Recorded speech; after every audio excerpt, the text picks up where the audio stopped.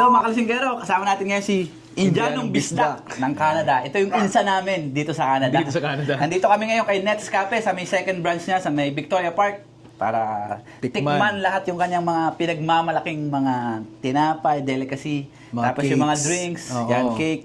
Yan. Especially yung ube, yema cake ni Ate Yeah. Net, guys. Napakasarap, hindi siya sobrang matamis. Even Yeah. though andito na yung yema, napakabalanse talaga. Saktong-sakto lang yung pagkatimpla niya. Hindi siya nakakaumay. Hindi.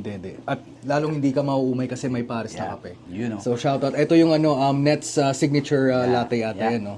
Binigay kay paring Jess. About sa ni... Sa ube, Oo. sa ube cake niya, yung bagong-bago niya. Kami pala yung guys yung nakakatikim nito. Kaya kung gusto yung matikman, available na po sa kanilang menu soon. Oo, yung very kanilang, soon. kung birthday mo ngayong araw sa... Mag-place na kayo ng Oh, order. yeah. Ito na. Oo. This is the go-to cake, guys. Solve na solve kayo dito. Yes. Even sa proportion size niya, hindi kayo tinipid talaga. Yes, talagang loaded na loaded. Yung pagkatimpla niya, hindi ganun katamis. Oo. Hindi siya nakakaumay. Yes. Yung mga ano niya, mga ensimada, yung mga mamon. Oo. Solid. Punta na kayo dito, wag na kayo magpatumpik-tumpik pa. Ayan. Let's go.